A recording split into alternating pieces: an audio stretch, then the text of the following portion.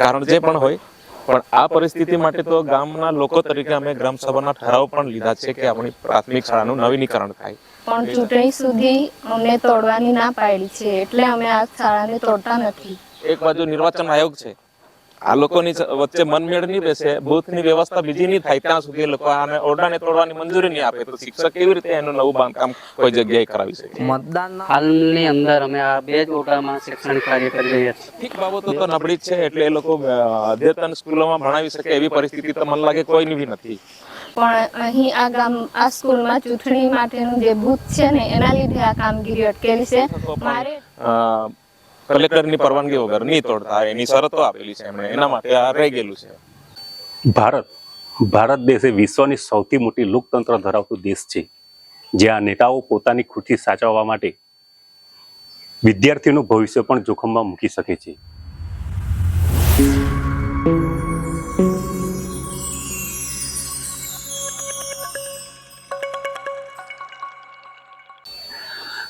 નમસ્કાર, હું ચૌધરી પ્રિયદર્શન. સ્વાગત છે આપનું ખલાસી ચેનલમાં.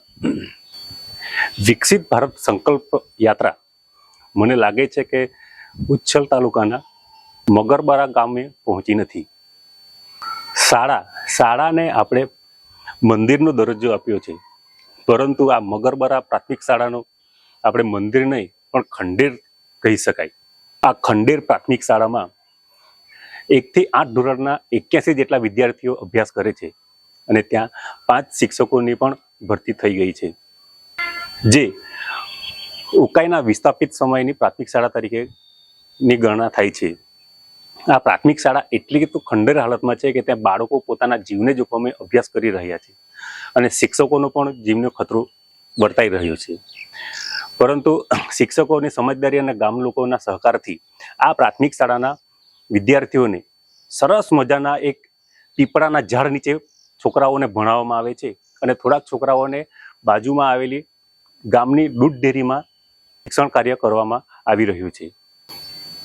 આ પ્રાથમિક શાળાની મંજૂરી તો આજથી 3 વર્ષ પહેલા એટલે કે 2020માં જ મળી ગઈ હતી, પણ એ મંજૂરી પત્રમાં એવો એક ઉલ્લેખ કરવામાં આવ્યો છે કે કલેક્ટરની પરવાનગી સિવાય આ પ્રાથમિક શાળાનું નવીનીકરણ થશે નહીં. પરંતુ કલેક્ટર ક્યારે મંજૂરી આપશે કે જેથી કરીને બાળકોના ભવિષ્ય સાથે ચેડા ના થાય? શાળાના એસએમસી સભ્યો દ્વારા અને શિક્ષકો દ્વારા શાળાના નવીનીકરણ માટેની માંગણી કરવામાં આવે છે, ત્યારે કલેક્ટર શ્રી કે આગલા ઉપલા અધિકારીઓ એવો જવાબ આપે છે કે ચૂંટણી 2024ની ચૂંટણી આવી જાય, એ ચૂંટણી પછી આપણે શાળાનું નવીનીકરણનું કાર્ય શરૂ કરીશું. મતલબ એ થયો કે રાજકારણ આગળ કોઈનું ચાલતું નથી. આજે દેશભરમાં વિકસિત ભારત સંકલ્પ યાત્રા શરૂ થઈ ગઈ છે અને ગામડે ગામડે આ સંકલ્પ યાત્રાનો રથ જાય છે. પરંતુ આ વિકસિત ભારત સંકલ્પ રથયાત્રા મગરબરા ગામ સુધી પહોંચી નથી. સરકાર પર જ્યાં સુધી વૈકલ્પિક વ્યવસ્થા છે ત્યાં સુધી સરકારના પેટનું પાણી પણ નથી હાલવાનું અને મગનું નામ મરી પણ નથી પાડવાના. આપણે જોઈએ તો કાયમી શિક્ષકની જગ્યાએ જ્ઞાન સહાયકની ભરતી કરીને લોકોને લોલીપોપ પકડાવી દીધો છે. એવી જ રીતે ગામના લોકો પાસે પણ વૈકલ્પિક વ્યવસ્થા માટે એક સરસ મજાનું પીપળાનું ઝાડ છે અને ગામની દૂધ ડેરી છે, જેના લીધે સરકારના પેટનું પાણી હાલતું નથી અને વિદ્યાર્થીઓ ઉપર ખૂબ મોટો ખતરો વર્તાઈ રહ્યો છે. શિક્ષક એ શાળાનું નવીનીકરણ ત્યાં સુધી નહીં કરી શકશે જ્યાં સુધી કલેક્ટરશ્રીનું મંજૂરી ના મળે ત્યાં સુધી. શું કલેક્ટરની મંજૂરી લેવા માટે જશે દુર્ઘટના? એ મંજૂરી લીધા પછી દુર્ઘટના થશે એવું કલેક્ટરશ્રીને ધ્યાનમાં હશે? શાળાના નવીનીકરણ કાર્ય માટે અવરોધરૂપ છે આ ચૂંટણી. ગ્રામજનો એવું કહે છે કે આ મગરબરા પ્રાથમિક શાળા ચૂંટણીનું બૂથ મથક છે અને 2024ની ચૂંટણી ના પતે ત્યાં સુધી આ પ્રાથમિક શાળાનું નવીનીકરણ થશે નહીં. આ બાબતની માહિતી ત્યાંના ગામના સ્થાનિક લોકોએ અને એસએમસી સભ્યો અને શિક્ષકો દ્વારા માહિતી આપવામાં આવી હતી. તંત્રની જે આવી જ કામગીરી રહેશે તો સરકારની આ વિકસિત ભારત સંકલ્પ ક્યારે ફળશે? જો ભવિષ્યના બાળકોની જ તમે ચિંતા ના કરતા હો તો વિકસિત ભારતનો સંકલ્પ તમે કઈ રીતે સાકાર કરશો? જોઈએ ત્યાંના એસએમસી સભ્યો અને ગામના લોકો શાળા વિશે શું કહી રહ્યા છે એનો રિપોર્ટ. મતલબ તે જમાના પરિસ્થિતિ પ્રમાણે સારું હતું, બાળકોની સંખ્યા પણ સારી હતી. હવે ઠેર ઠેર પ્રાથમિક શાળાઓ થઈ ગઈ, એને લીધે હવે કદાચ નાનું ગામ છે, 1200-1000 ની વસ્તી છે, એટલા બાળકો કે મહેકમ પૂરી નહીં થતી હોય, એને લીધે પછી સગવડો ઓછી થતી ગઈ.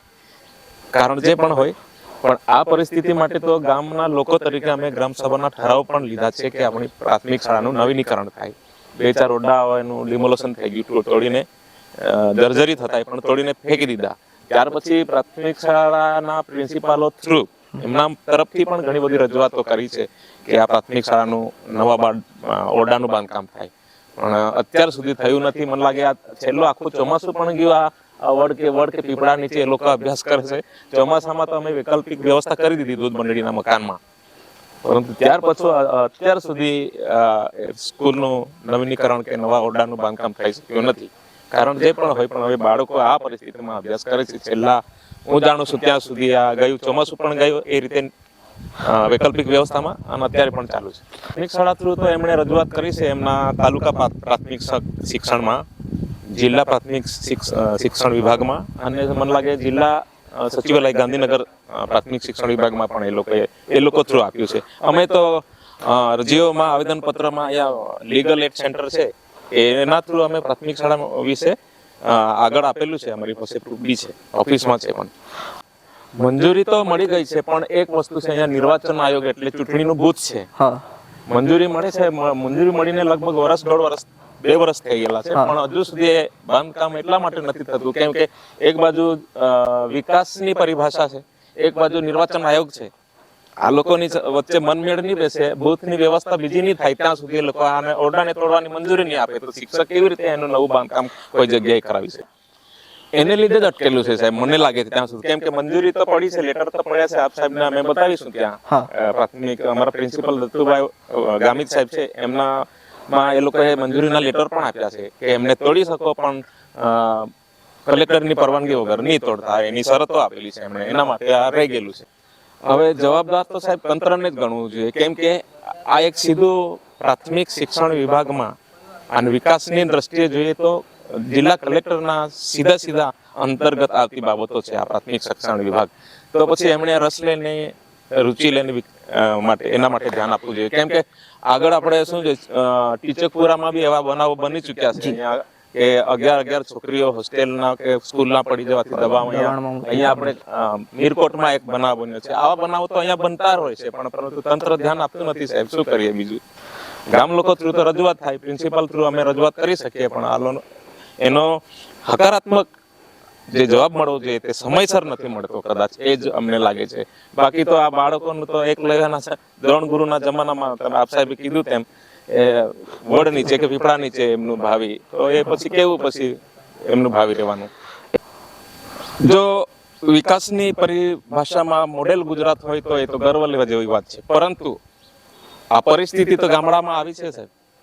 આપણે એના સેજ પણ ગર્વ લઈ શકતા નથી. કેવી રીતે આપણે નમૂના રૂપ છે ગુજરાત, આવા નમૂના છે ઝાડની નીચે હજુ પણ આપણે અભ્યાસ કરીએ છીએ અને નમૂનો પૂરા પાડતા હોય તો પછી આઝાદી, ભારત આઝાદ થઈને એટલા સમય થઈ ગયો, આજે દુનિયા ક્યાંની ક્યાં પહોંચી ગઈ, હજુ પણ આપણે પીપળા નીચે છે, તો પછી આવા આપણે નમૂના રૂપ ગુજરાત હોઈએ તો મને ગર્વ છે. પરંતુ મને એના પર થોડો શંકા જાય છે, કેમ કે આવી પરિસ્થિતિમાં બાળકો ભણતા હોય તો પછી એના કયા પ્રકારનો નમૂનો આપણે પૂરા પાડીએ છીએ, એના પર તો ઘણા બધા સવાલો થઈ શકે ને.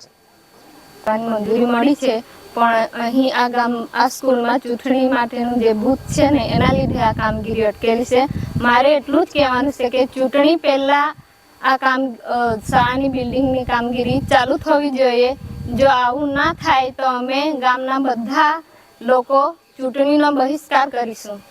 છોકરાઓને શિક્ષકો કહે છે કે તમે સરસ રીતે તૈયાર થઈને આવો, પણ ચોમાસાના દિવસોમાં તો આંગણામાં પાણી હોય છે, ત્યાં ગેટ પાસે પાણી હોય, રસ્તામાં ખાડા ખોબચ્યા હોય, તો છોકરાને આવતા બધા એ લોકો ગંદા થઈ જાય છે.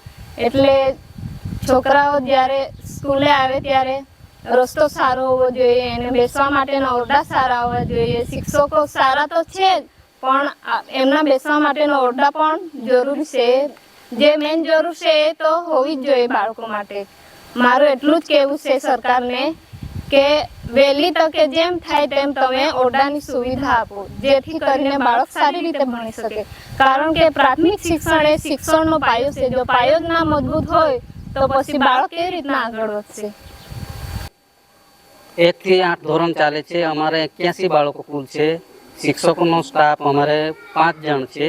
હાલમાં આ 2 ઓરડા સિવાય ગામના સહયોગથી બાજુમાં દૂધ ડેરી આવી છે. એ દૂધ ડેરીની અંદર અમે શિક્ષણ કાર્ય 3 ક્લાસનું ત્યાં કરાવીએ છીએ. શાળા લેવલથી અમારે કાર્યવાહી કરવાની થતી હોય એ સગળી પ્રોસેસ અમે કરી એસએમસીના સભ્યો અને સ્કૂલ લેવલથી અમે તાલુકા કક્ષા જિલ્લા કક્ષા સુધી પહોંચાડી છે. અને એ પ્રોસેસમાં જાણવા મળ્યું કે રાજ્ય કક્ષા સુધી અમારી પ્રોસેસ પૂર્ણ કરેલ છે. હાલની અંદર અમે આ 2 જ ઓરડામાં શૈક્ષણિક કાર્ય કરી રહ્યા છીએ.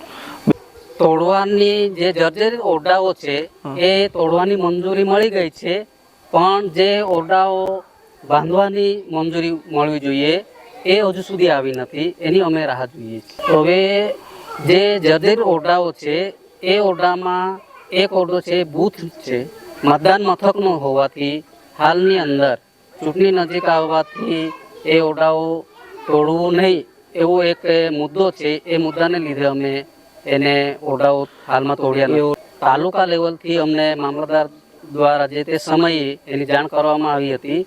જે પ્રોસેસ છે બૂથ ઓફિસરો હોય અને સુપરવાઇઝરો હોય એ અને તાલુકામાંથી અમને જાણ કરવામાં આવી કે ચૂંટણી નજીક આવી હોવાથી જે તે સમયના ઓરડાઓ જર્જરિત હશે તો પણ હાલમાં તમે રહેવા દો અને ચૂંટણી સમય પછી તમે એ ઓરડાઓ તોડી શકશો. એટલે આ